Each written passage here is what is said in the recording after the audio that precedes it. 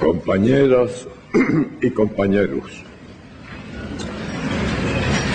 deseo en primer lugar agradecer el encargo de que pronuncie las palabras finales de esta emotiva sesión constitutiva de la 9ª legislatura de la Asamblea Nacional del Poder Popular, que se efectúa precisamente hoy cuando se cumple el 57 aniversario de la victoria alcanzada en Playo Girón bajo el mando del comandante en jefe Fidel Castro Ruz sobre la invasión mercenaria organizada, financiada y desembarcada por el gobierno de los Estados Unidos. Este hecho histórico reviste mayor relevancia por ser la primera vez que los combatientes del ejército rebelde, policías y milicianos lucharon defendiendo la bandera del socialismo proclamado por Fidel el 16 de abril de 1961 en la despedida del duelo de las víctimas de los bombardeos a las bases aéreas. Como es conocido, en la última sesión ordinaria de la 8ª legislatura, la Asamblea Nacional aprobó extender el mandato de los diputados del Parlamento cubano y de los delegados de las asambleas provinciales a causa de las graves afectaciones ocasionadas por el huracán Irma, cuyo impacto directo sobre casi todo el territorio nacional determinó la necesidad de ajustar el cronograma del proceso electoral, el que concluimos hoy y que ha contado con una masiva participación ciudadana en una muestra más de respaldo a la revolución y nuestra democracia socialista. Es oportuno reconocer el trabajo desarrollado por las comisiones electorales y de candidaturas a todas las instancias, así como el conjunto de instituciones que colaboraron para el buen desempeño de las elecciones.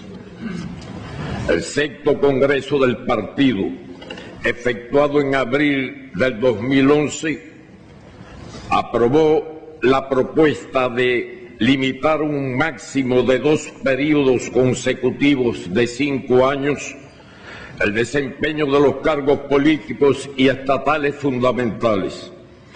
En igual sentido se pronunció el 7º Congreso hace 2 años, y aunque esta limitación no ha sido todavía introducida en la Constitución, cuestión que esperamos sea establecida en el marco de su reforma, desde que asumí mi 2º mandato como presidente de los Consejos de Estado y de Ministros, el 24 de febrero del 2013, expresé que este sería el último, lo cual ratifiqué el pasado diciembre, cuando desde aquí mismo afirmé que a partir de hoy Cuba tendría un nuevo presidente.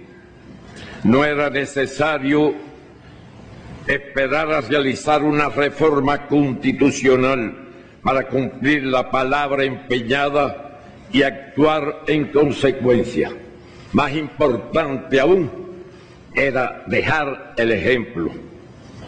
La Asamblea Nacional del Poder Popular eligió al compañero Miguel Díaz-Canel Bermúdez como presidente de los Consejos de Estado y de Ministros.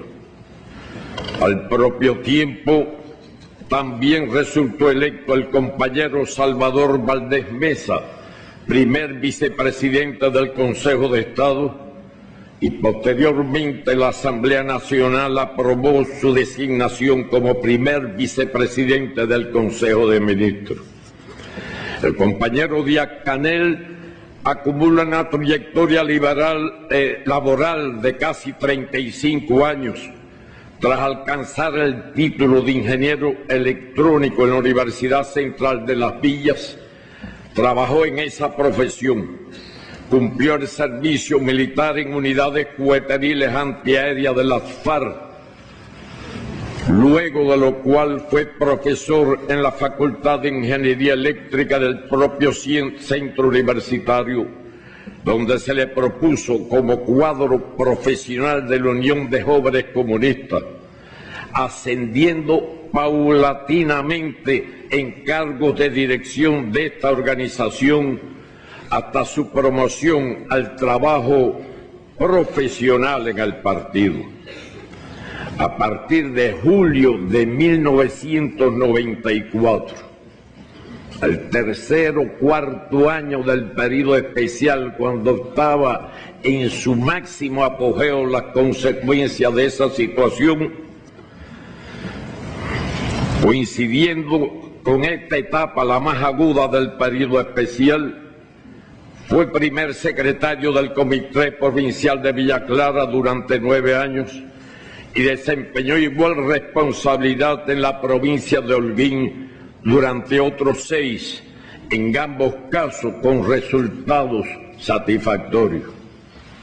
Y no fue casualidad que después de los 9 años en Villa Clara, que fueron bastantes, porque él nació allí y conocía su antigua provincia, me refiero como tal, incluyendo en este caso a Cienfuegos y a Santi Espíritu, y planificadamente se le envió una de las provincias grandes de Oriente en habitantes y extensión territorial como Holguín, como parte de su preparación, como intentamos hacer con cerca de una docena de jóvenes, la mayoría de los cuales llegaron al buró político, pero no logramos materializar su preparación.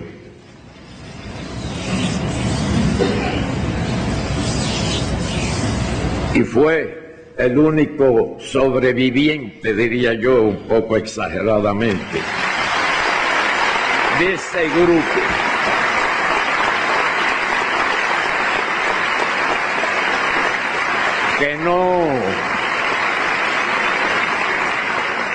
Que no les critico sus deficiencias, sino que hablando con el compañero Machado le decía que nosotros somos los que tenemos que criticarnos por no haber organizado mejor la preparación y la maduración de esos otros compañeros para que ocupen altas responsabilidades en el partido y en el gobierno. Si 15 años solamente estuve en 2 provincias como dirigente máximo del partido, sin contar los años que estuvo en la juventud, en su propia provincia.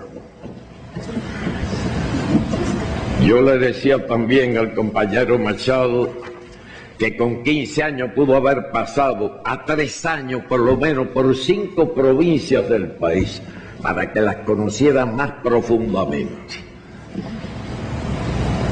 No estoy criticando a Machado, ya yo lo critico demasiado. Y ahora, como le caigo encima directamente, que se prepare. Pero quiero decir con esto que hay que prestarle más atención todavía a la preparación de los cuadros, para cuando lleguen a ocupar otras posiciones superiores tengan un dominio mayor. Pero su elección ahora no es casualidad, se previó dentro de un conjunto que el mejor, según nuestra modesta opinión y del partido, ha sido el compañero Díaz-Canel, y que no dudamos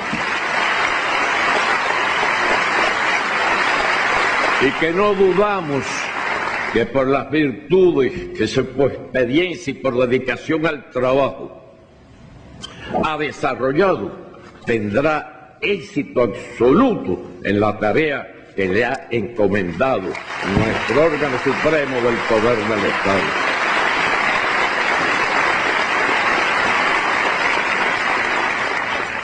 Vuelvo al texto. Es miembro del Comité Central del Partido desde 1991 y fue promovido al Buró Político hace 15 años. Cumplió misión internacionalista en la República de Nicaragua y se graduó del Colegio de Defensa Nacional. En el año 2009 se le designó ministro de Educación Superior y en el 2012 vicepresidente del Consejo de Ministros para la atención de los organismos vinculados a la educación, posteriormente a los organismos vinculados a la ciencia, el deporte y la cultura. Hace 5 años resultó elegido primer vicepresidente de los consejos de Estado y de Ministros, y desde ese instante ya un grupo de compañeros del Buró Político teníamos la absoluta certeza que habíamos dado en el clavo y que esa era la solución que hoy se está concluyendo de materializar en esta importantísima reunión. Cargos, estos últimos que mencioné, y sobre todo el de primer vicepresidente de los consejos de Estado y Ministros, cargo casi simultaneado con la atención de la esfera ideológica del Comité Central del Partido. Tampoco es casualidad, un tema tan importante como ese tenía que pasar por las manos del que hoy es presidente de los consejos de Estado y Ministros. Y cuando yo falte, que más adelante me refiero aquí, que continúa como primer secretario hasta el año 21, pueda asumir esa condición de presidente de los Estados, de presidente del Consejo de Estado de Ministros y secretario general del Partido Comunista, primer secretario del Partido Comunista.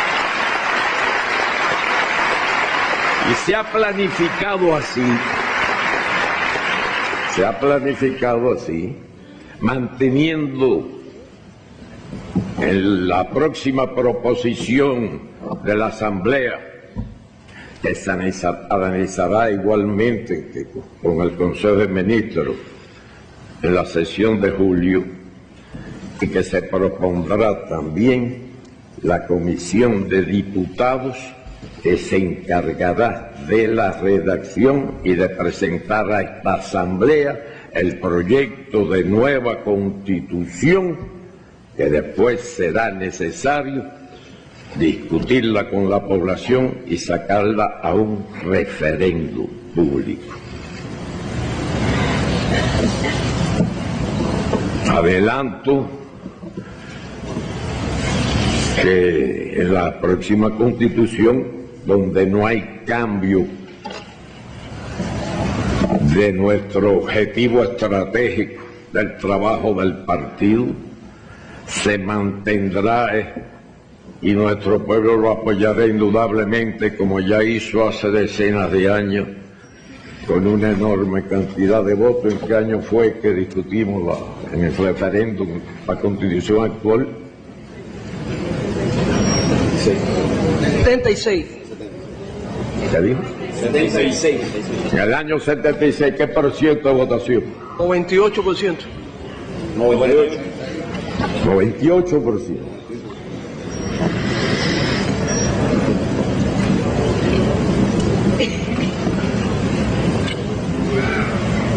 Y que en esa ocasión ya podrá unirse nuevamente todo cargo, como decía, que son fundamentales.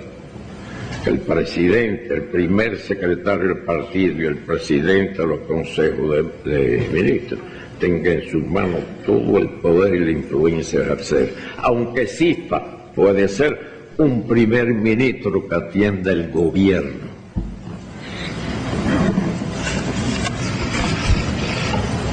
De lo cual ya demuestro que hemos estado discutiendo bastante la formulación que se presentará a través de esa comisión que hablé, que se propondrá a ustedes en el mes de julio, como dije.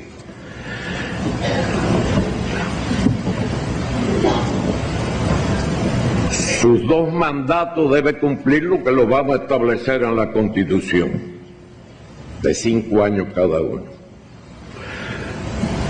El Congreso del partido mantendrá sus fechas. Yo fui elegido en el 7º Congreso del partido hasta el año 21. Tengo ya 87 años que cumpliré el 3 de junio. No lo digo para que me manden algún obsequio, yo sé que está difícil conseguir un regalo aquí, aunque sea modesto. Conseguir un regalo aquí, aunque sea modesto, es más difícil que encontrar petróleo. Es decir, que no me envíen nada. Y cuando él cumpla sus 2 mandatos, si trabaja bien y así lo aprueba su Comité Central de nuestro partido, el órgano supremo, el poder del Estado, que esta asamblea de la que formamos parte, él debe mantenerse. Lo mismo que estamos haciendo con él tiene que mantenerlo con su sustituto. Cesaron sus 10 años de presidente del Consejo de Estado de Ministros y los 3 que le quedan hasta el Congreso se queda como primer secretario para viabilizar el tránsito seguro y ahorrándonos aprendizajes del sustituto hasta que se retire a atender a los nietos que ya tendrá, si es que no tiene alguno todavía. ¿Ya tiene nietos? Bueno, fue los bisnietos como yo, tengo 3 y viene uno por el camino. Eso es lo que pensamos. Naturalmente, los órganos superiores del partido y del Estado serán los que decidirán, tomarán la decisión final en estas actividades que les he mencionado. No vivimos en un lugar y en unos tiempos donde no podemos cometer errores. Yo soy de los que me leo y me estudio cuando el tiempo me lo permite todo lo que me llegan a mis manos de acontecimientos históricos muy nefastos que han sucedido en la historia reciente internacional en los países. Y no podemos cometer errores, no solo por la ubicación geográfica donde nos encontramos, ni por ningún otro motivo. Pero no, hay errores que no podemos cometer, como dieron al traste con procesos importantísimos para la humanidad y cuyas consecuencias le hemos pagado muchos países, las consecuencias del desequilibrio internacional que se creó, que le hemos pagado muchos países, las seguimos pagando, entre ellos el nuestro. ¿Se me entiende bien? El compañero Díaz-Canel no es un improvisado, le estaba diciendo. A lo largo de los años ha demostrado madurez, capacidad de trabajo, solidez ideológica, sensibilidad política, compromiso y fidelidad hacia la revolución. Su ascenso a la máxima responsabilidad estatal y gubernamental de la nación no ha sido fruto del azar ni del apresuramiento. En su promoción gradual a cargos superiores, a diferencia de lo sucedido en el pasado con otros casos de jóvenes dirigentes, como me referí anteriormente, no cometimos el error de acelerar el proceso, sino que se aseguró con intencionalidad y previsión el tránsito por diferentes responsabilidades partidistas y gubernamentales, como les detallé hace un instante, de manera que adquiriera un nivel de preparación integral que, unido a sus cualidades personales, le permitirán asumir con éxito la jefatura de nuestro Estado y Gobierno.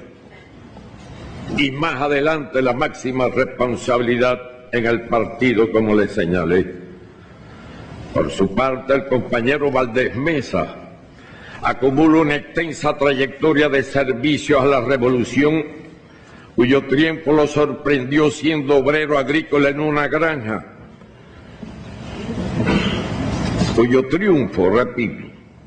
lo sorprendió siendo obrero agrícola en una granja en la región de Amancio Rodríguez, perteneciente entonces a la provincia del Camagüey. En 1961 se integró en las milicias nacionales revolucionarias, participó en la campaña de alfabetización y militó en la Asociación de Jóvenes Rebeldes, llegando a ser su secretario general en la ya citada región. Al constituirse la Unión de Jóvenes Comunistas fue electo secretario general en esa instancia y asistió como delegado al primer congreso de esta organización. Más adelante participó en la construcción del Partido Unido de la Revolución Socialista de Cuba en varias regiones de Camagüey y ocupó cargo de dirección a nivel de municipio y en el Comité Provincial del Partido, desde donde pasó como cuadro profesional al trabajo sindical, ascendiendo paulatinamente, entre otras, a las responsabilidades de segundo secretario de la Central de Trabajadores de Cuba, CTC, y secretario general del Sindicato Nacional de Trabajadores Agropecuarios y Forestales. En 1995 fue designado ministro de Trabajo y Seguridad Social, hasta que 4 años más tarde es promovido a primer secretario del Comité Provincial del Partido en Camagüey. En el 19 Congreso de la CTC, efectuado en el año 2006, fue elegido su secretario general, condición que mantuvo hasta el año 2013, al ser electo vicepresidente del Consejo de Estado. Sin dejar de trabajar, se graduó en 1983 como ingeniero agrónomo en el Instituto Superior de Ciencias Agropecuarias de Ciego de Ávila. Es miembro del Comité Central del Partido desde 1991 y de su buró político hace 10 años. De igual forma, creo justo distinguir la actitud desinteresada del compañero José Ramón Machado Ventura, quien por propia iniciativa nuevamente, y digo nuevamente porque ya lo había hecho con anterioridad, precisamente para que Díaz-Canel pudiera ocupar el cargo que tenía de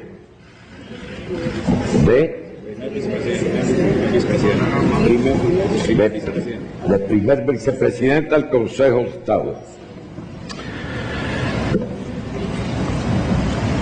quien por propia iniciativa nuevamente ofreció su cargo de vicepresidente del Consejo de Estado y de ministro para dar paso a la nueva generación.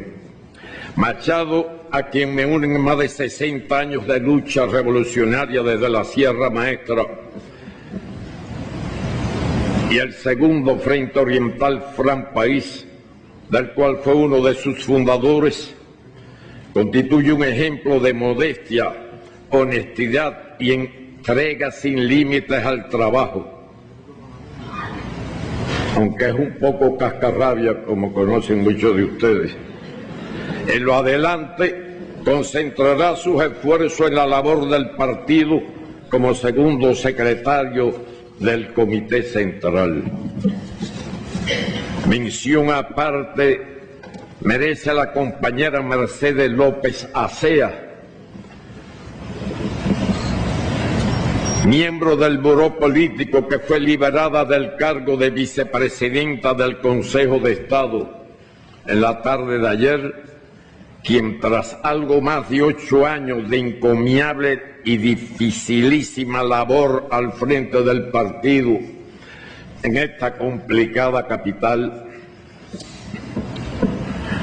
tarea que lógicamente se hace más compleja, por eso mismo, por tratarse de la capital, pasará próximamente a desempeñar nuevas responsabilidades en el Comité Central del partido.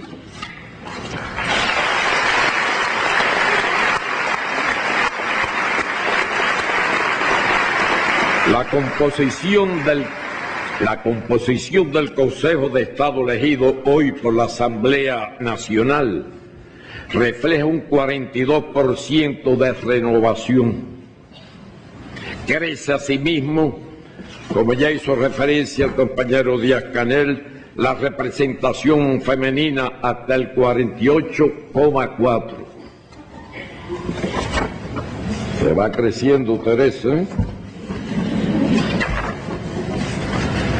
Pero ahora hay que continuar, como dicen ustedes mismos, a cargos decisorios, no solamente de número.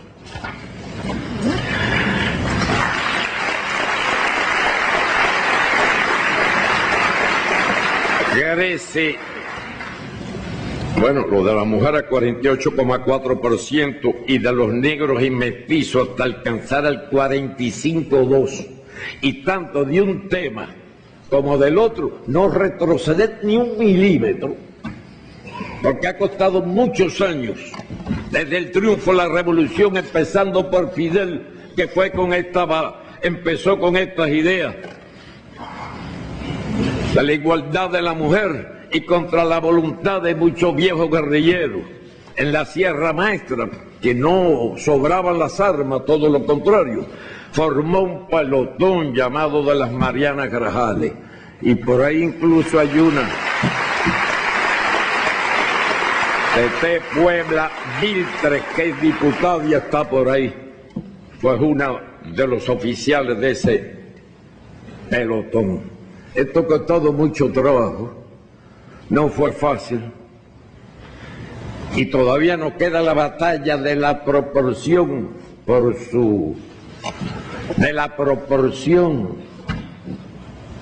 en los aspectos no solo numéricos, como dije, sino cualitativos, en lugares decisorios. Ya las mujeres y los negros, sobre todo, se han preparado en el país. Esto es una muestra, veamos el expediente de cada uno de ellos. Pero costó trabajo, por eso le insisto, ni un paso atrás. Y ahora nos falta en los lugares decisorios, no por ser tal o cual, sino por su calidad, por su preparación. Yo mismo me he equivocado en algunas designaciones por lograr el objetivo sin tener creadas las condiciones del designado. Y he tenido que, por supuesto, rectificar después.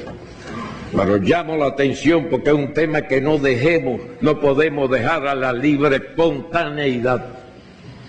¿Qué opinan los periodistas? ¿No es así?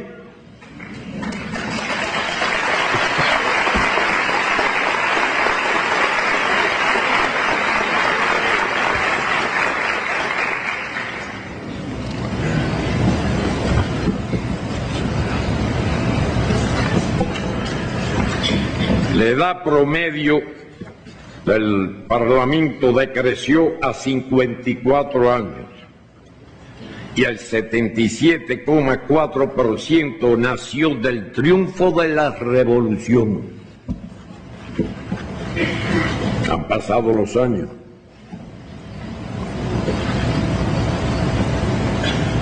Y no nos damos cuenta, pero han pasado. 3 mujeres fueron elegidas vicepresidentas del Consejo de Estado, 2 de ellas negras, no solo por ser negras, sino por sus virtudes y sus cualidades, lo cual es una demostración más del cumplimiento de los acuerdos emanados de los congresos del partido y su primera conferencia nacional en el 2012 acerca de la política de cuadros. Así se evidencia también en el hecho de que más de la mitad de los diputados a la Asamblea Nacional el 53,22% son mujeres y la representación de negros y mestizos alcanzó el 40,49%, y así debe seguir. Ustedes ven que ya hay algunas compañeras y algunos compañeros, poquito todavía negros, de locutores, tanto de televisión como locutores de radio. ¿No ven que aparecen algunos ya? Eso no fue fácil. Yo mismo di la instrucción concreta a los responsables de esos organismos, de radio, televisión,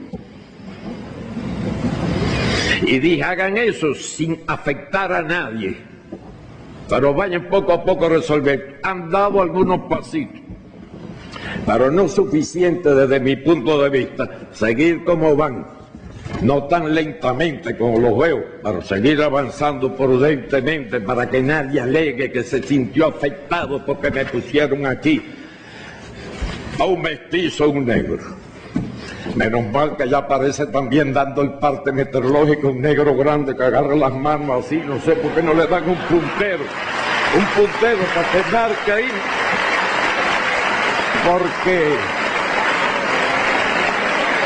porque no sabe qué hacer con las manos, la pone así y tiene un mapa ahí que se va reflejando el pronóstico meteorológico. Con un puntero puede sacarlo. Y una de deportes, menos mal que ya a veces aparece en el noticiero principal y no se ha quitado a nadie. O sea que le demuestro con esto que las cosas hay que pensarlas, no decirle y a la buena de Dios. ¿Lo cumplieron o no lo cumplieron? Insistiendo, buscando nuevos métodos, evitando cometer errores para que no nos critiquen en objetivos tan nobles. Y hay que pensar una vez y volver a pensar otra solución cuando no logramos resolver los problemas. ¿Es así o no es así? Por eso me extiendo y me salgo del texto cuidadosamente elaborado para una ocasión tan importante como esta, para reflejarle esas vivencias que son muy útiles. Y son años lo que uno llega viendo, analizando. Y ese detalle que le conté de las mujeres y la cuestión racial, que llevamos rato. No es una vergüenza recordar, como a veces en algunas discusiones particulares he planteado. Quiero decir, en reuniones no oficiales. Yo nací en el campo, en Virán, municipio ahora es de Cueto, antes era bellaricero, ahora soy cuetense y holguinero, pero me eduqué en Santiago, que me ala mucho, por supuesto. Y yo recuerdo cuando era estudiante, y antes del triunfo de la revolución, por si acaso ya se nos va olvidando, yo solo recuerdo 3 lugares, que era La Habana. No digo La Habana, acuérdense el tamaño original que tenía ante la actual división político-administrativa. Yo digo La Habana, Santiago de Cuba y Guantánamo. Me refiero a la ciudad. Donde antes no había televisión, ya existía radio desde que yo tenía su razón, pero no la televisión.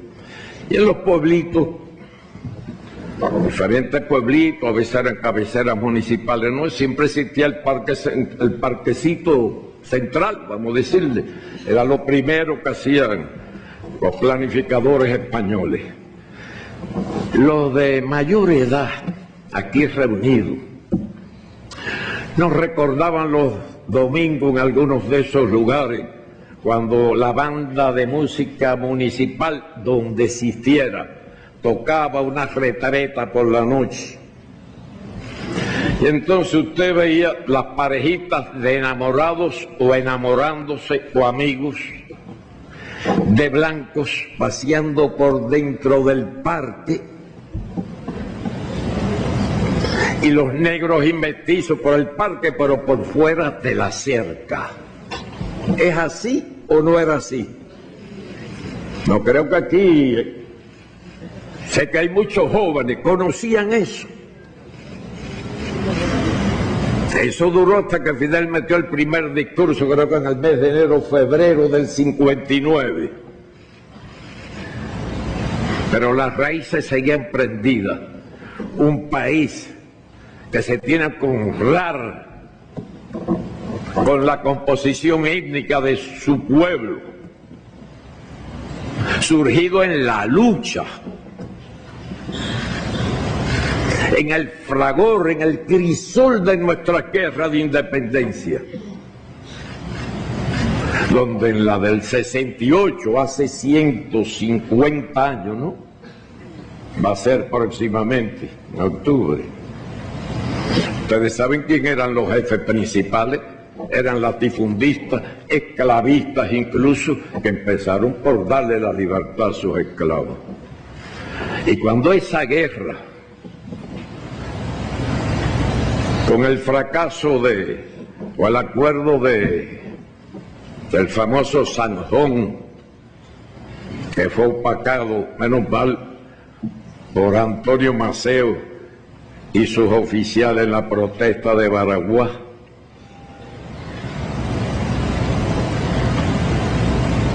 la gloriosa protesta de Baraguá.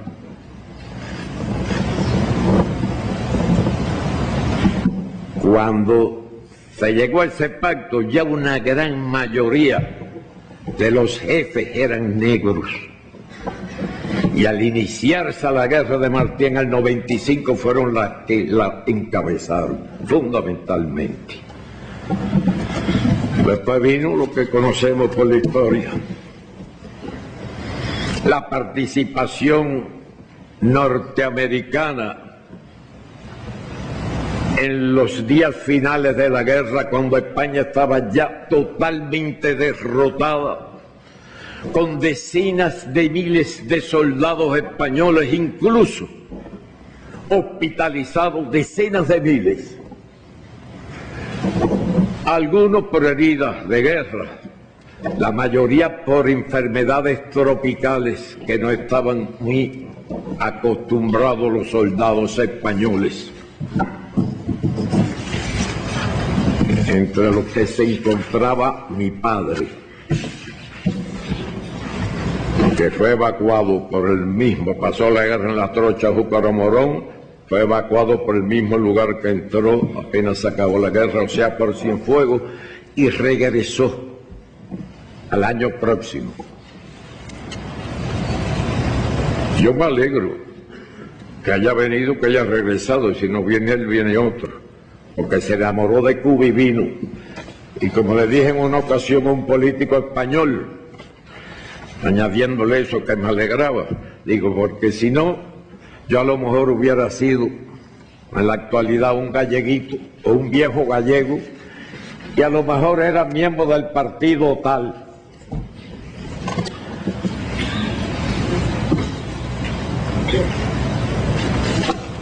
Pero entonces ya cuando se llegó, desembarcan los americanos al este de Santiago de Cuba, sin ningún obstáculo porque los protegía el Ejército Libertador. La flota americana hunde a la española más moderna en un tiro al blanco que la concentraron en Santiago de Cuba, en la bahía, desmontan la artillería para defender la ciudad, pero desde Madrid llegó la orden de volver a artillar y salir a combatir a la flota americana, sin saber lo que le estaban ordenando desde Madrid, con enfrentarse a una flota más moderna y salir de uno en uno, por las características de la bahía de Santiago, que es de bolsón, como la mayoría de las bahías cubanas, con la excepción de Playa Girón y la de Matanzas, por el norte. Y el almirante Cervera, el jefe de la flota española del Atlántico, ordenó a todos sus oficiales que se vistieran de gala. Y alguno les dijo, almirante, pero si vamos a combatir, y él les dijo, efectivamente, por eso, esta es la última batalla. Y así fue un tiro al blanco de uno por uno. Se libraron 2 combates terrestres de cierta importancia en el Bisu, donde el general español de apellido Vara del Rey, que lo defendía, murió combatiendo, y en la toma de la Loma de San Juan, que ya prácticamente se la ha tragado la ciudad. Y ahí vino ya, yo le digo, el pecado original. Se van las tropas victoriosas de ambos ejércitos, van a entrar a Santiago de Cuba, pero el general americano que iba al frente de sus tropas le prohibió a los cubanos participar. Era Calixto García, que estaba por allá, o cerca de allí. Y el segundo, con el pretexto, eso se lo impedían con el pretexto de evitar represalias. El ejército libertador, cuando capturaba prisioneros, lo que le interesaba era el fusil. Algunos se unían a las tropas libertadoras nuestras. Y una falta más grave todavía, se puede decir que el pecado original para lo que vino después, fue que cuando llegaron a la casa del gobierno dentro de la ciudad, bajaron la española e izaron solamente la bandera norteamericana. Ya eso estaba indicando lo que iba a pasar en este país hasta que llegó Fidel. Se discutió en París, en el Palacio de Versalles, en las afueras de dicha capital francesa, por supuesto, españoles y americanos. Los cubanos no hacen falta que participen. Y entonces lo que se logró con esa igualdad en un hermoso crisol que era nuestro ejército libertador en ese momento, ya en la discriminación. Usted iba a un central azucarero, aunque fuera un modestico central, y estaba el club de los funcionarios americanos y los cubanos de cuello duro, vamos a decir, que trabajaban en alguna oficina o alguna responsabilidad, los que iban a ese club. Y los otros al barracón. La influencia de ellos se supo. La enmienda Pla duró aquí hasta la revolución del 33. Pero otros acuerdos que se tomaron nos volvieron a poner el yugo hasta el 1 de enero de 1959. Ese crisol tan hermoso de nuestra nacionalidad, ahora es que estamos logrando reconstruirlo. No fue en los primeros momentos. ¿Se me entiende lo que digo y a qué me refiero? ¿Fue así o no fue así? Le pregunto a los de más edad. Va a tener que mirarme para acá, que es donde ya quedan algunos viejos. Guillermo García, en el Plátano no había eso. La pobreza los unificaba a todos. Bien, perdonen ustedes que me he salido del texto, pero modestia aparte yo creo que lo enriquezco. La prensa que publique lo que quiera. El texto escrito, pero pueden hablar de esto que estoy hablando aquí, porque por supuesto está saliendo al aire.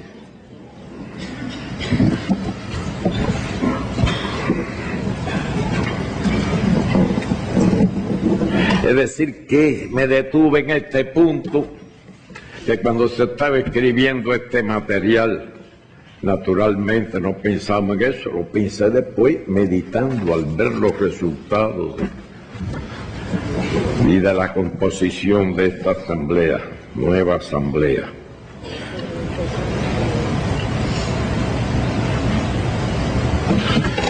Hablando de este tema, al propio tiempo, continuó el discurso escrito, fueron ratificados los integrantes,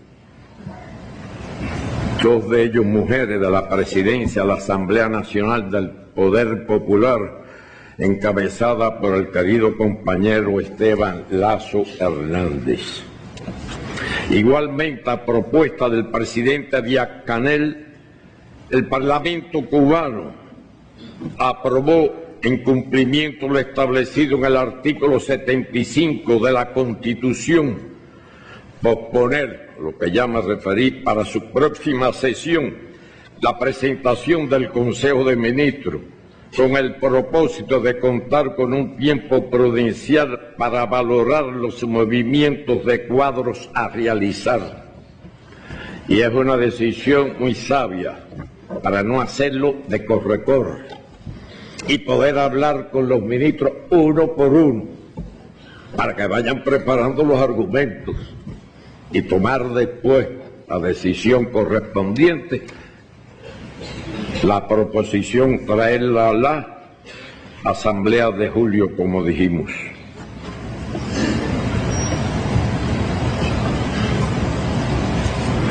En lo que a mí se refiere, me mantendré desempeñando el cargo de primer secretario del Comité Central del Partido en mi segundo y último mandato que pide en el año 2021, como les dije, cuando se efectúe su octavo Congreso y concluya el proceso de transferencia paulatina y ordenada de las principales responsabilidades a las nuevas generaciones. A partir de entonces, si la salud me lo permite, seré un soldado más junto al pueblo defendiendo esta revolución.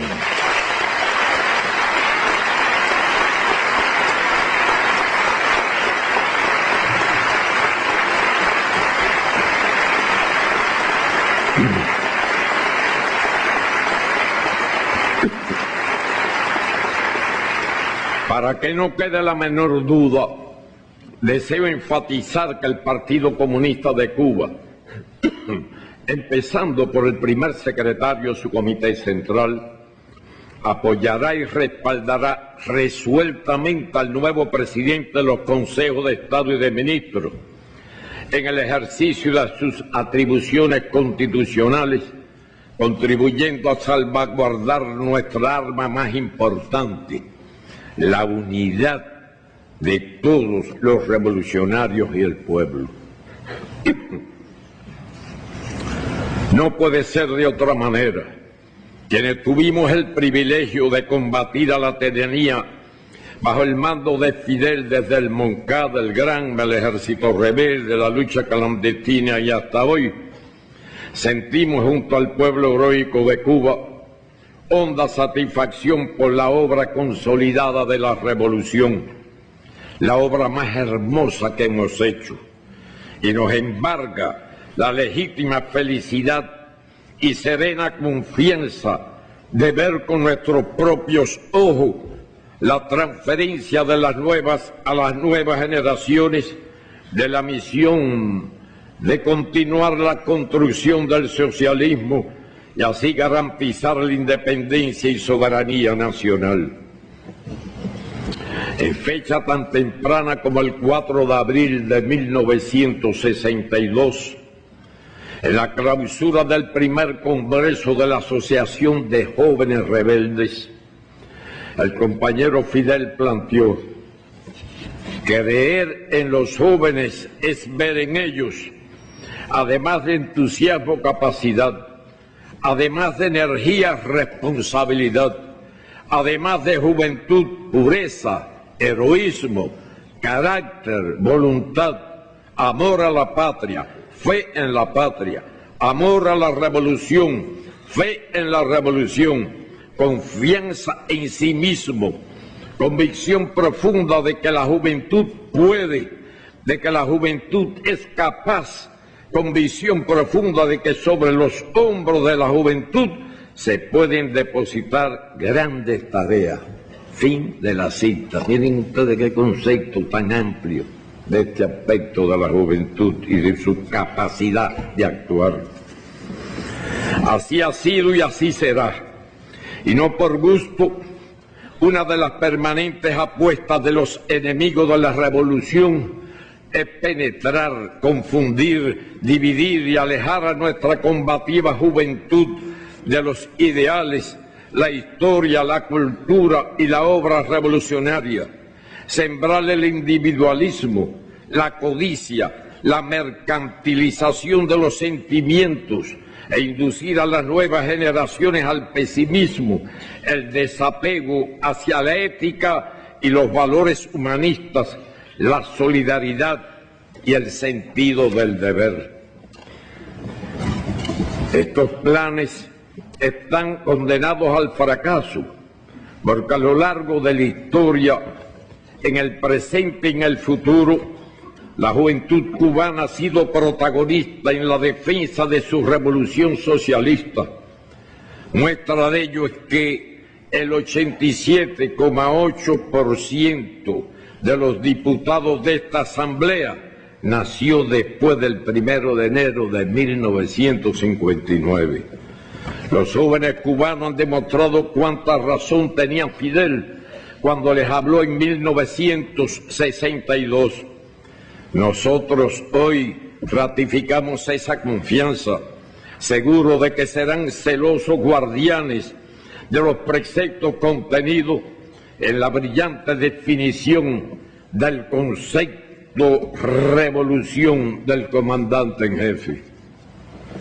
Corresponde al partido, el Estado y el gobierno cumplir y hacer cumplir la política de promover con intencionalidad y la debida gradualidad a los jóvenes, mujeres, negros y mestizos a cargos decisorios, de modo que se garantice con suficiente antelación la creación de la cantera de los principales dirigentes de la nación en el futuro, sin repetir los costosos errores que en esta cuestión estratégica hemos cometido. En el quinto pleno del Comité Central, efectuado los días 23 y 24 de marzo pasado, analizamos el estado de la actualización del modelo económico y social cubano. Previamente se había hecho durante varios días en el Buró Político. Proceso iniciado a partir del 2011 en cumplimiento de los acuerdos del sexto Congreso del Partido. Previamente, en 2 ocasiones, el Buró Político había examinado también este asunto con anterioridad.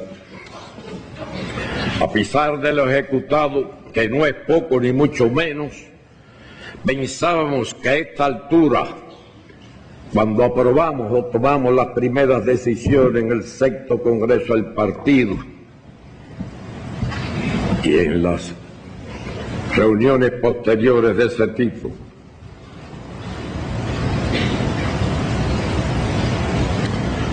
pensábamos que a estas alturas habríamos avanzado más, que ya tuviéramos, si no resuelto todos los problemas, bien organizado todo, bien planificado y en proceso de ejecución con diferentes grados de desarrollo. Ya tendríamos la nueva Constitución que se nos ha atrasado por los mismos motivos. Al no estar resueltos estos problemas principales. Pero ciertamente no se logró asegurar la participación de los organismos, organizaciones y entidades para que desde la base fueran capaces de orientar, capacitar y controlar la adecuada implementación de las políticas aprobadas. Cuando vi ya las primeras dificultades que estábamos confrontando, aquí mismo expresé, creo que en un resumen de una sesión parlamentaria del Parlamento, que sin prisa, pero sin tregua, porque la prisa nos condujo también a serios errores. Nunca nos hicimos ilusiones de que sería un camino corto y fácil. Sabíamos que iniciábamos un proceso de enorme complejidad por su alcance, que abarcaba todos los elementos de la sociedad, lo que requería vencer el obstáculo colosal de una mentalidad cimentada en décadas de paternalismo e igualitarismo, con secuelas significativas en el funcionamiento de la economía nacional. A ello se sumó el ánimo de avanzar más rápido que la capacidad de hacer las cosas bien, lo que dejó espacio a la improvisación e ingenuidades a causa de una insuficiente integralidad, incompleta valoración de los costos y beneficios y visión restringida sobre los riesgos asociados a la aplicación de varias medidas que además no tuvieron la conducción, control y seguimientos adecuados o requeridos, lo cual determinó demoras y pasividad en la corrección oportuna de las desviaciones presentadas. Considero que hemos aprendido importantes lecciones de los errores cometidos en el periodo transcurrido y la experiencia acumulada nos permitirá continuar a paso más seguro y firme, con los pies y los oídos bien pegados a la tierra, y así evitar retrocesos inconvenientes. No hemos renunciado a proseguir la implantación del trabajo por cuenta propia. Ya me he referido a eso en diferentes intervenciones en este Parlamento, que constituye una alternativa laboral en el marco de la legislación vigente y que, lejos de significar un proceso de privatización neoliberal de la propiedad social, permitirá al Estado desprenderse de la administración de actividades no estratégicas para el desarrollo del país. Proseguirá igualmente el experimento de las cooperativas no agropecuarias. En ambas direcciones se han logrado resultados nada despreciables, pero también es cierto que se pusieron en evidencia errores en su atención, control y seguimiento que favorecieron el surgimiento de no pocas manifestaciones de indisciplina, evasión de obligaciones tributarias en un país que además apenas se pagaba impuestos antes de estas medidas que estamos aplicando, ilegalidades y violaciones de las normas en aras de un acelerado enriquecimiento personal, lo cual nos enfrentó oportunamente y que conllevó a la necesidad de modificar varias regulaciones en la materia. Al propio tiempo, la premisa insoslayable de que no se dejaría desamparado a ningún ciudadano y que el proceso de cambios en el modelo económico y social cubano, bajo cualquier circunstancia, no podría significar la aplicación de terapias de choque contra los más necesitados, que por lo general son quienes más firmemente apoyan a la revolución socialista. A diferencia de la práctica en muchos países, condicionó en buena medida el ritmo de las transformaciones en cuestiones trascendentales, como es el caso de la solución de la dualidad monetaria y cambiaria, que continúa dándonos serios dolores de cabeza, y hacer surgir nuevos problemas. Pudieran citarse como ejemplo, además, la reforma salarial y de pensiones, así como la supresión de gratuidades indebidas y subsidios generalizados a productos y servicios en lugar de a las personas sin otro sostén. También hemos carecido de una adecuada y sistemática política de comunicación social acerca de los cambios introducidos en aras de llegar oportunamente hasta el último ciudadano con exposiciones y explicaciones claras y entendibles, porque estas cuestiones son bastante difíciles de entender algunos de sus aspectos. sobre temas tan complejos en evitación de incomprensiones y vacíos informativos. A lo anterior se agregan las difíciles circunstancias en que se ha debido conducir la economía nacional en todos estos años, en lo que se ha arreciado el bloqueo económico de Estados Unidos y la incesante persecución de las transacciones financieras del país, limitando el acceso a fuentes de crédito para el desarrollo, así como la obstaculización de las muy necesitadas inversiones extranjeras.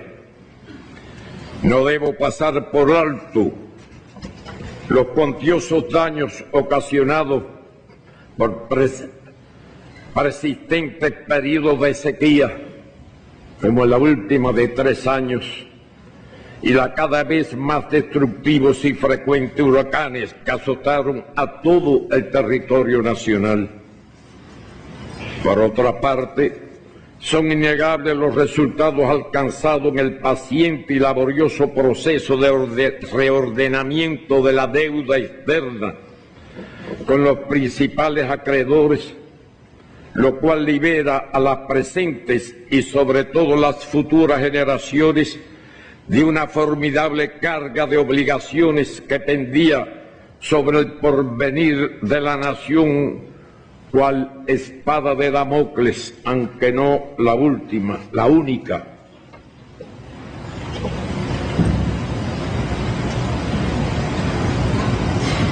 En esta actividad ha tenido una muy destacada participación el actual vicepresidente del Consejo de Ministros y ministro de Economía, el compañero Cabrizas.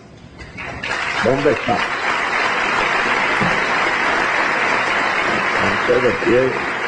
Aquel que está allí.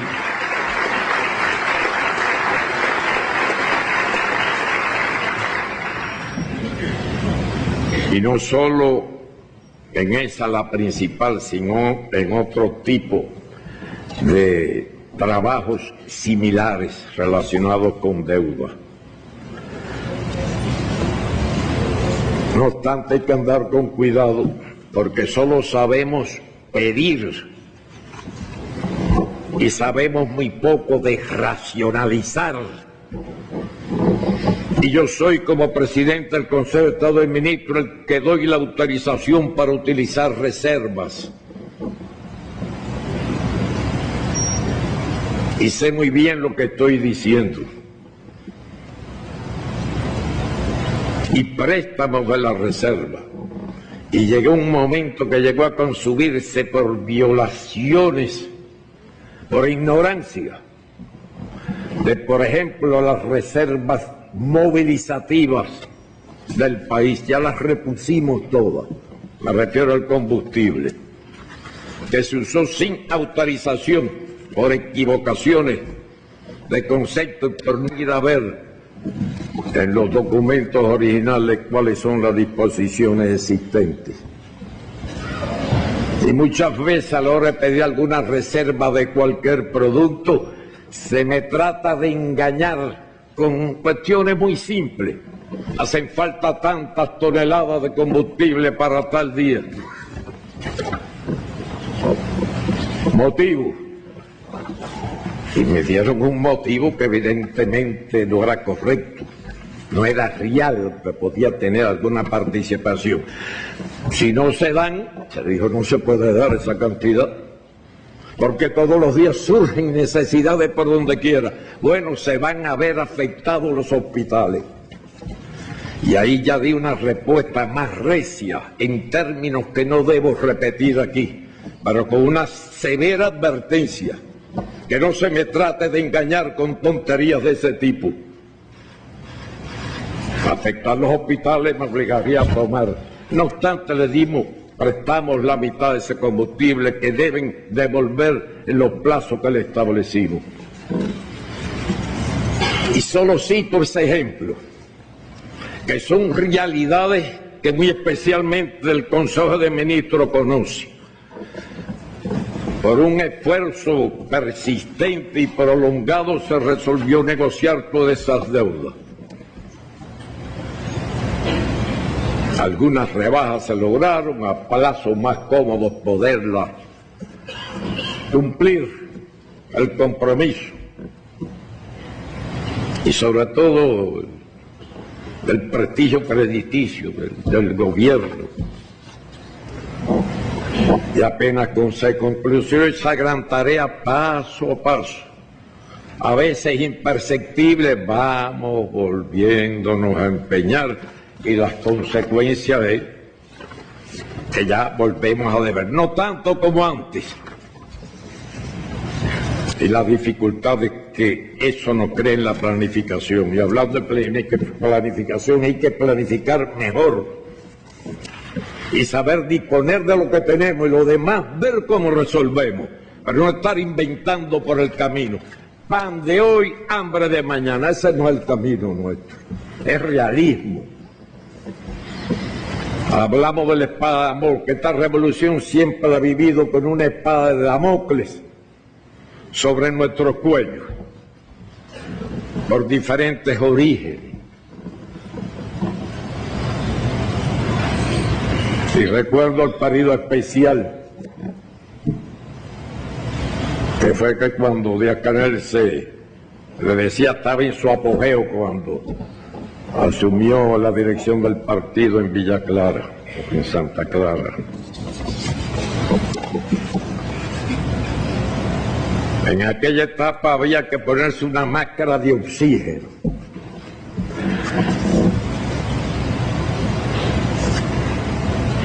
El snorkel ese que usan los pescadores submarinos, ¿no?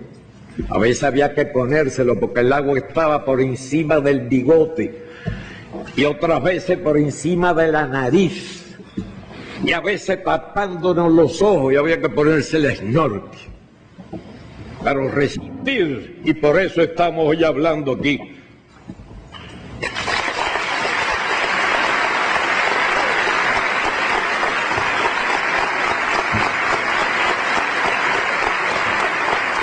Y romper el pesimismo que suele florecer en a los de escasa voluntad cuando surgen problemas.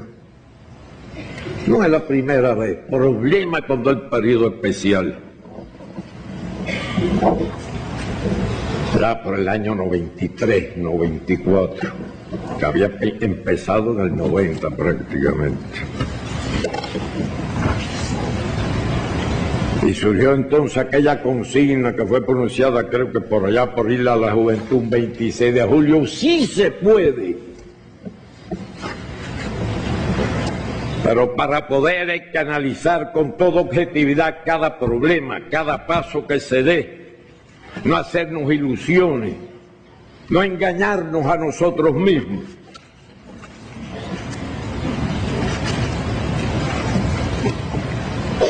Y ahora con la situación actual del vecino que tenemos, que han vuelto a acordarse de la enmienda, de la enmienda Play, iba a decir, de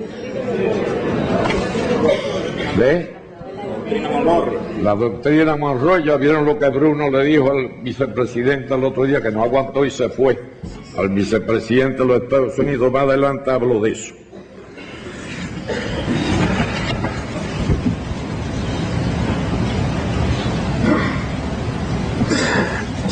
Las actuales tensiones en nuestras finanzas externas constituyen una señal de advertencia en ese sentido en el que he estado ampliando. No queda otra alternativa que planificar bien y sobre bases seguras, ahorrar y suprimir todo gasto no imprescindible, que hay bastantes todavía.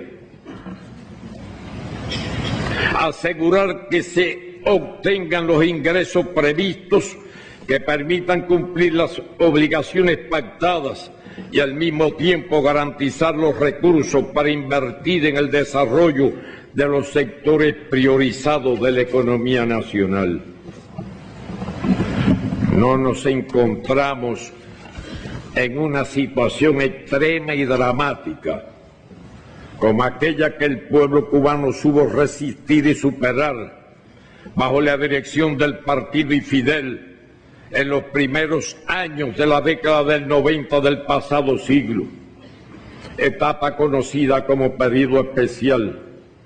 El escenario ahora es muy diferente. Contamos con bases sólidas para que esas circunstancias no se repitan. Nuestra economía se ha diversificado algo y crece. Sin embargo, el deber de los revolucionarios es prepararse con audacia e inteligencia para la peor de las variantes, no para la más cómoda. Con permanente optimismo y total confianza en la victoria. Hoy y siempre, tener presente la inquebrantable conducta de defender la unidad, resistir y resistir. No cabe otra solución. Como fue informado en días pasados, durante la realización del quinto pleno del Comité Central del Partido, se dio una explicación sobre los estudios que se han venido realizando acerca de la necesidad de reformar la Constitución acorde con las transformaciones acaecidas en el orden político, económico y social. Para llevar a cabo este proceso, esta Asamblea deberá aprobar en su próxima sesión ordinaria una comisión integrada por diputados que se encargará de elaborar y presentar el proyecto que discutiría el Parlamento para luego someterlo a consulta popular y finalmente, de conformidad con lo establecido en la Constitución, aprobar el texto definitivo en un referendo, como le anticipé hace un instante.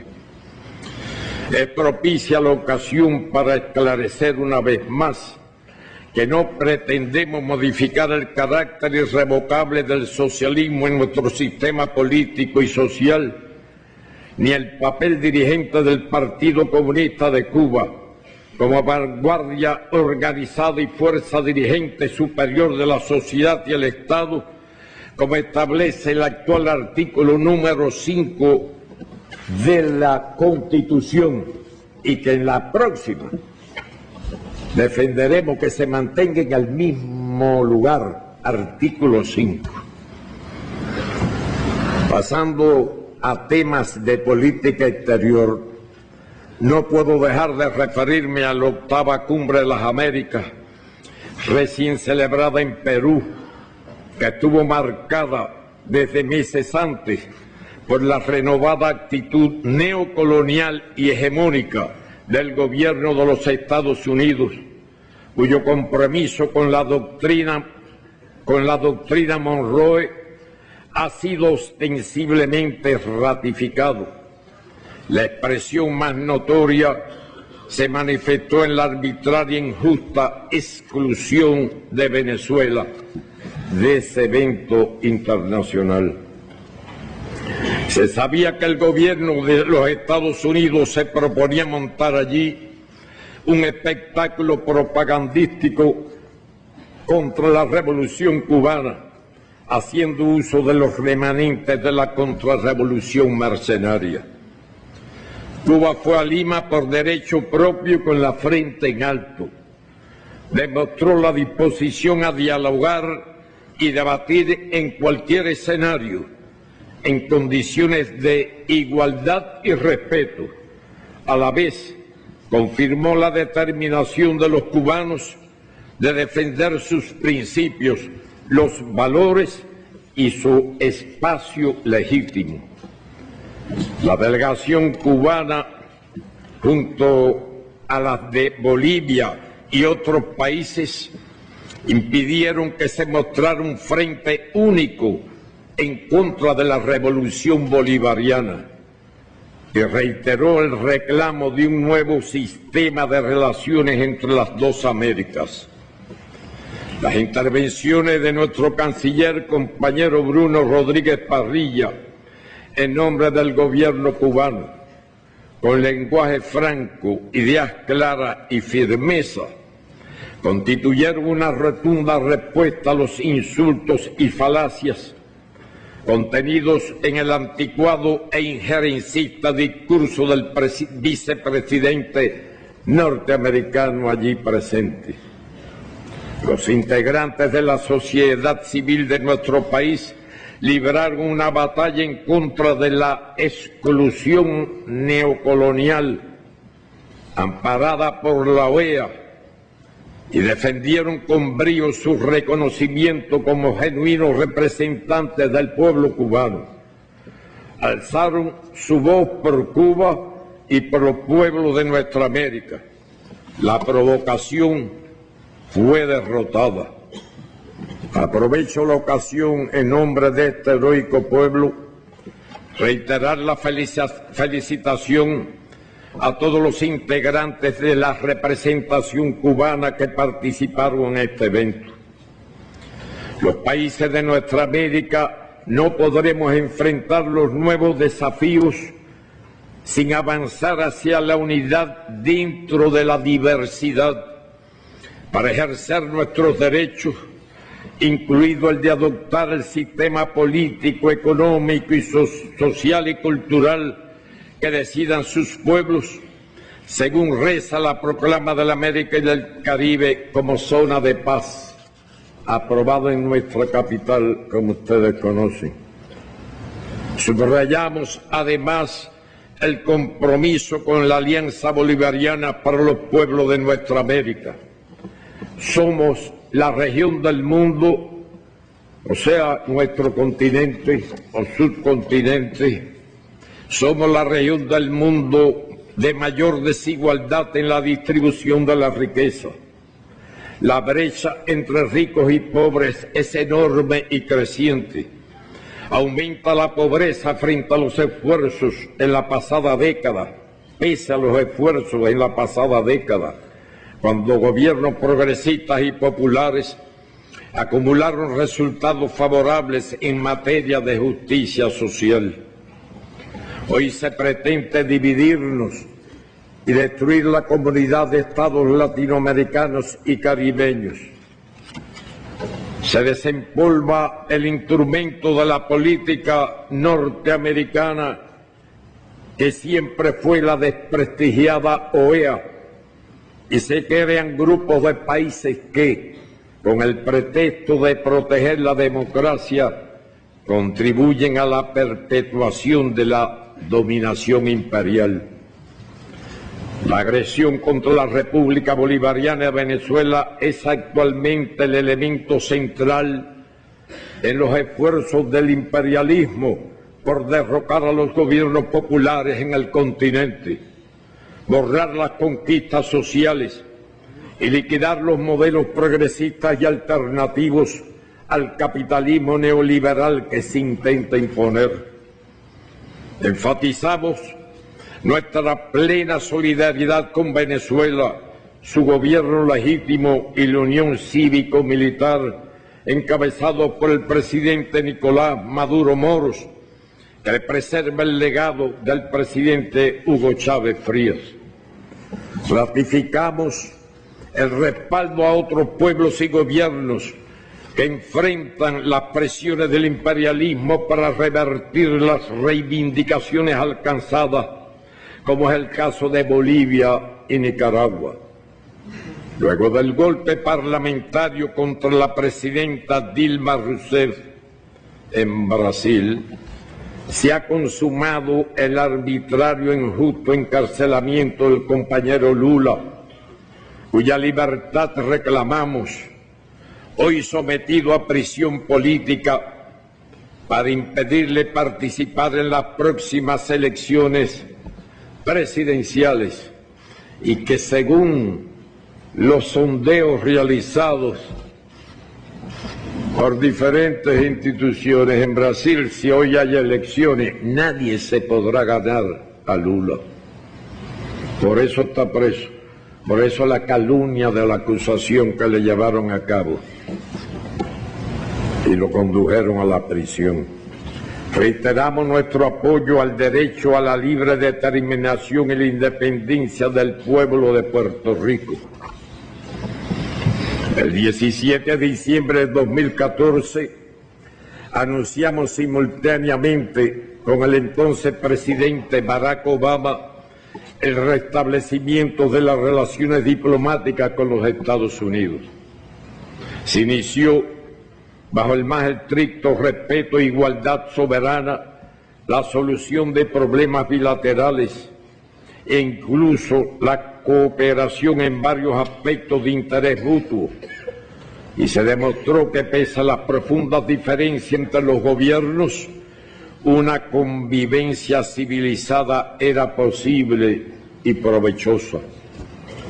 El objetivo estratégico de doblegar a la revolución no cesó, pero el clima político entre los dos países experimentó un avance incuestionable que produjo beneficios para ambos pueblos. Sin embargo, desde la llegada al poder del actual presidente, ha ocurrido un deliberado retroceso en las relaciones entre Cuba y los Estados Unidos y prevalece un tono agresivo y amenazador en las declaraciones de dicho gobierno. Ello se evidenció con especial énfasis en el insultante memorando presidencial de junio del 2017, elaborado y divulgado en contubernio con los peores elementos de la extrema derecha anticubana del sur de la Florida, que lucran a cuenta de la tensión entre nuestros países. El bloqueo económico se recrudeció, se ha fortalecido la persecución financiera y continúa la ocupación de una porción del territorio de la provincia de Guantánamo con una base militar y un centro internacional de detención y tortura. Los programas de subversión política cuentan con fondos millonarios del gobierno estadounidense. Persisten el reclutamiento y financiamiento de mercenarios y las transmisiones radiales y televisivas ilegales. Con un burdo pretexto, se expulsó arbitrariamente a la mayoría de los funcionarios diplomáticos de nuestra embajada en Washington y se redujo el personal diplomático norteamericano en La Habana, incluido el consular, con el consecuente impacto para los compromisos migratorios bilaterales y perjuicios para miles de cubanos que requieren esos servicios. El sentimiento mayoritario entre los ciudadanos estadounidenses y dentro de la emigración cubana es contrario a la continuidad del bloqueo y favorable a proseguir el mejoramiento de las relaciones bilaterales. Paradójicamente, los individuos y grupos que hoy parecen tener mayor influencia sobre el presidente norteamericano son partidarios de una conducta agresiva y hostil contra Cuba. Enfrentaremos todos los intentos de manipular el tema de los derechos humanos y calumniar a nuestro país. No tenemos que recibir lecciones de nadie y mucho menos del gobierno de Estados Unidos. Hemos luchado durante casi 150 años por la independencia nacional y defendido la revolución al precio de mucha sangre y de enfrentar los mayores riesgos. Reafirmamos hoy la convicción de que cualquier estrategia dirigida a destruir la revolución por la vía de la confrontación o la seducción enfrentará el más decidido rechazo del pueblo cubano y fracasará.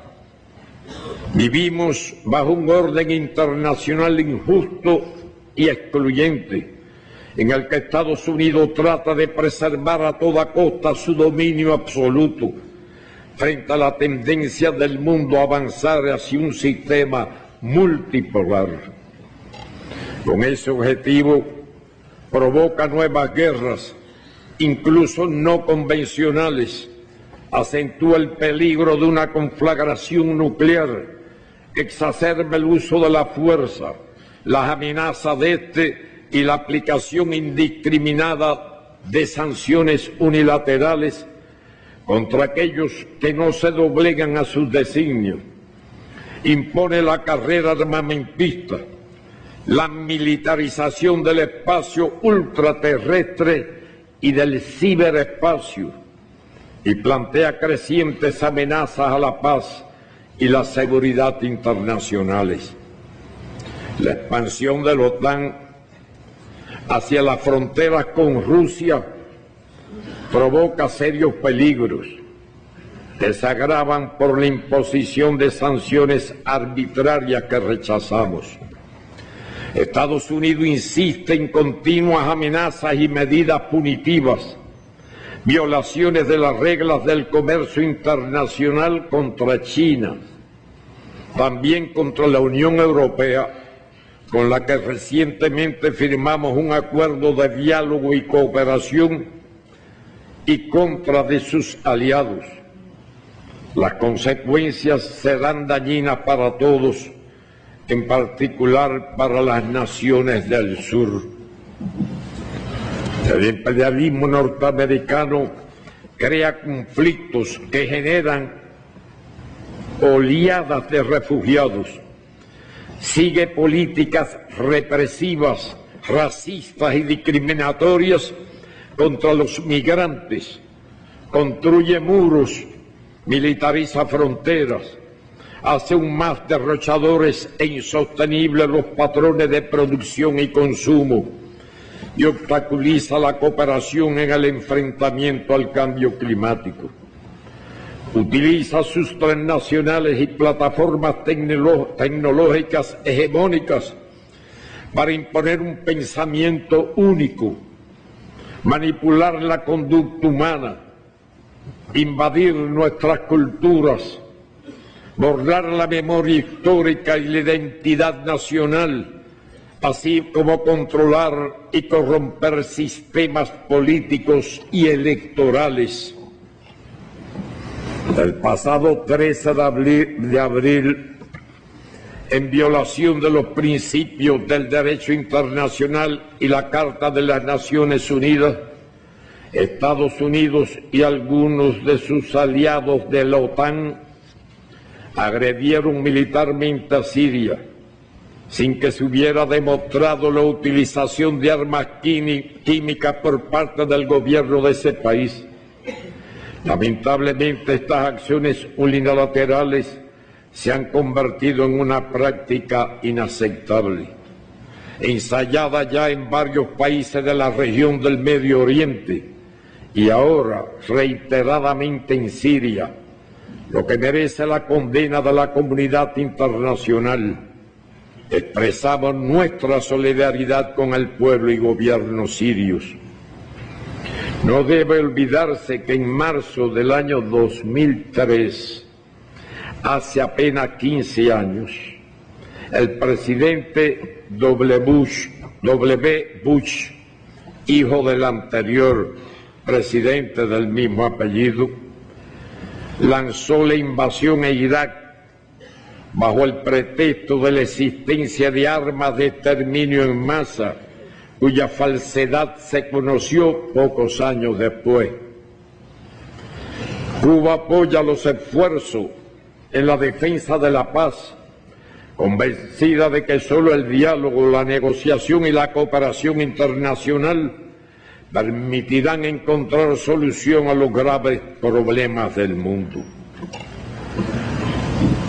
Agradecemos la solidaridad de todos los países, casi sin excepción, en nuestra lucha contra el bloqueo económico, comercial y financiero.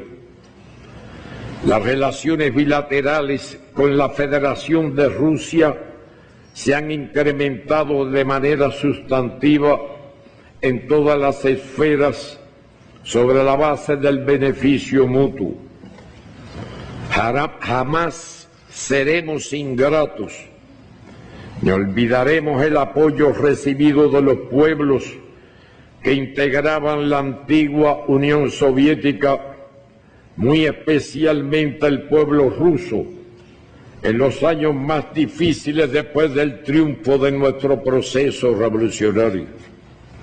Asimismo, avanzan los vínculos con la República Popular China en materia económica, comercial, política y de cooperación, constituyendo un importante aporte al desarrollo de nuestra nación. Hace pocas semanas recibimos la visita del compañero Nguyen Phu Trong, secretario general del Partido Comunista de Vietnam, en una muestra más del desarrollo exitoso de los lazos que nos unen, la cual permitió identificar nuevas potencialidades. Las históricas relaciones con los países de África, la Unión Africana y también de Asia continúan su rumbo ascendente. Continuaremos defendiendo las legítimas reivindicaciones de los países del sur, su derecho al desarrollo y la democratización de las relaciones internacionales, todas las causas justas, especialmente las del pueblo palestino y saharaui, y las luchas por la justicia social tendrán el apoyo de nuestro pueblo. El complejo escenario internacional descrito ratifica la total vigencia de lo expresado por el comandante en jefe de la Revolución Cubana en su informe central al primer Congreso del partido en 1975. Cito: mientras exista el imperialismo, el partido, el Estado y el pueblo le prestarán a los servicios de la defensa la máxima atención. La Guardia Revolucionaria no se descuidará jamás. La historia enseña con demasiada elocuencia que los que olvidan este principio no sobreviven al error. Fin de la cita. Compañeros, compañeras y compañeros, la última página. En apenas 11 días, nuestros pioneros, estudiantes, obreros, campesinos, artistas e intelectuales, integrantes de las gloriosas Fuerzas Armadas Revolucionarias y el Ministerio del Interior, el pueblo todo marchará unido por nuestras calles y plazas, conmemorando el Día Internacional del Trabajo. Una vez más, demostraremos al mundo el respaldo mayoritario de los cubanos a hacer revolución, al partido y al socialismo. Y aunque tenía el compromiso de ir a otra provincia en el interior del país, teniendo en cuenta la característica de este momento, pienso ir acompañando al actual presidente de los Consejos de Estado y de Ministros al desfile del 1 de mayo en Ciudad de La Habana. Después visitaré la otra provincia y otras más, porque se supone que tendré menos trabajo también. Bueno, acabé. Presidente, incluso instrucciones. Presidente Lazo.